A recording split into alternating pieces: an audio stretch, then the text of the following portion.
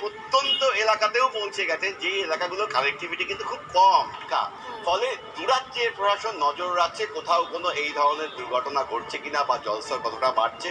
পর্যটকদের ক্ষেত্রে যারা এই মুহূর্তে পাহাড়ে আছেন, বিশেষ করে সিকিমে আছেন, এবং শুধু গ্যাংটক নয়, অফবিট ডেস্টিনেশনের খোঁজে প্রচুর সংখ্যায় পর্যটক এমন প্রত্যন্ত এলাকাতেও পৌঁছে গেছেন, যে এলাকাগুলোর কানেক্টিভিটি কিন্তু খুব কম।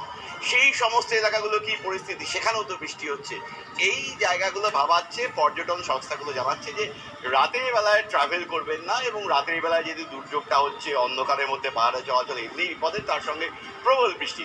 এটা গেল একটা দিক। আরেকটা দিক কোথায়? আরেকটা দিক, পাহাড়ে এই প্রবল বৃষ্টির জন্য যখন তিস্তার জল নেমে আসছে, তখন ডুয়ার্স সহ এই বিস্তীর্ণ এলাকাটা, যে তিস্তার যে রিভার বেড, সেই রিভার বেড এলাকায় কিন্তু আরো একবার বন্যার আশঙ্কা দেখা দিচ্ছে। কারণ জল একটা লিমিট অব্দি ধরে রাখা যেতে পারে, তার বেশি জল হলে কিন্তু সেই জল ছেড়ে দিতে হবে, এবং সেই জল যদি না ছাড়া হয়, সেই জল কিন্তু দুকুল চাপিয়ে বিভিন্ন গ্রামাঞ্চলে একেবারে দুর্যোগের মেঘের পাশাপাশি আশঙ্কার মেঘও ঘনীভূত হচ্ছে আপাতত। ধন্যবাদ প্রসেনজিৎ। তুমি একটু আগেই বলছিলে যে তিস্তা বর্ষা ঢুকবে এবং বর্ষা আসার মতো পরিস্থিতিও তৈরি হচ্ছে। দেখবে আমাদের কলকাতায় যদি দেখো, কালকে রাত্রের থেকে খুব জোরে হাওয়া বইছে। এটা আসলে দক্ষিণা পশ্চিমী বাতাস। এই দক্ষিণা পশ্চিমী বাতাস যখনই উত্তরবঙ্গে উত্তরে পাহাড়ে গিয়ে ধাক্কা মারবে, তখনই উত্তরের জেলাগুলোতে বৃষ্টি হবে। সেই কারণেই এই পূর্বাভাস।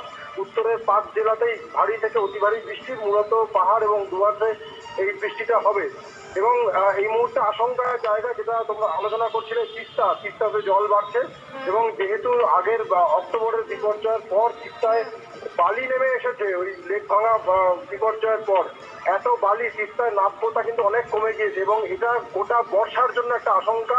এবছর বর্ষায় এই তিস্তার জল কিন্তু বারবার ভোগাতে পারে, এবং আগামী 5 দিন উত্তরবঙ্গে বিভিন্ন জেলায় ভারী থেকে অতি ভারী বৃষ্টি। বিশেষ করে আগামীকাল 2 জেলায় কমলা সতর্কতা রয়েছে। সিকিমের এনজি থ্যাঙ্কস ফর ওয়াচিং পর্যটকরা কিন্তু অনেকে